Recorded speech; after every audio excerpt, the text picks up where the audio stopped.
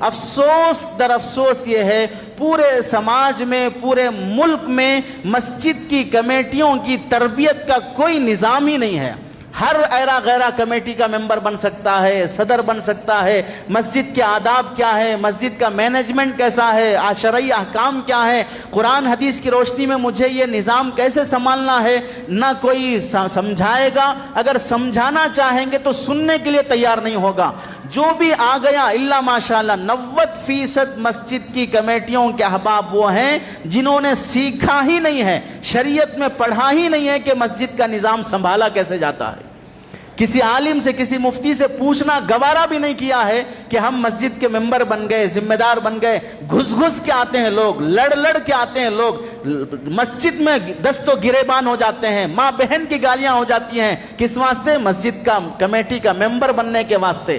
اب ان لوگوں کو جو آئے ہیں مسجد کا نظام کیسے چلایا جائے، امام کے ساتھ کیسے پیش آئیں، تنخواہوں کا نظام کیسے ہو، مسجد سے کیا کیا کام ہو سکتے ہیں پتہ ہی نہیں ہے، جس کی وجہ سے آج مسجدوں کا جو کردار ایک معاشرے کی تربیت کرنے میں ہونا چاہیے نہیں ہو رہا ہے۔ وجہ یہ ہے کہ سب سے پہلے ان مساجد کے ذمہ داروں کی تربیت نہیں ہوئی ہے، سیکھا ہی نہیں انہوں نے مسجدوں کو کیسے چلانا۔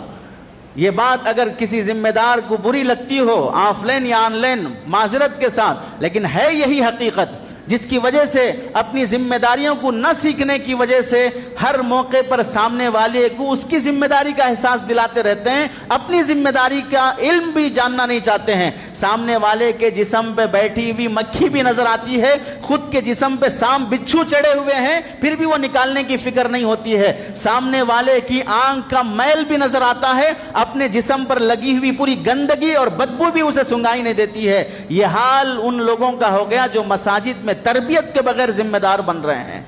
ہمارے سماج میں ڈرائیور سیکھ کر پھر ڈرائیونگ کے اسٹیئرنگ پہ بیٹھتا ہے۔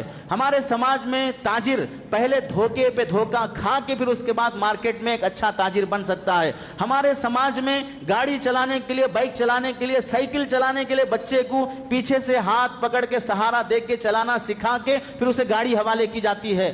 ہر جگہ پر کچھ نہ کچھ پہلے اگر آدمی 5-5.5 سال MBBS پڑھ لیا پھر بھی اسے کسی بڑے ڈاکٹر کے پاس رہ کر ہاؤس سرجن بن کر کام کر کے پھر اسے مارکیٹ میں لایا جاتا ہے۔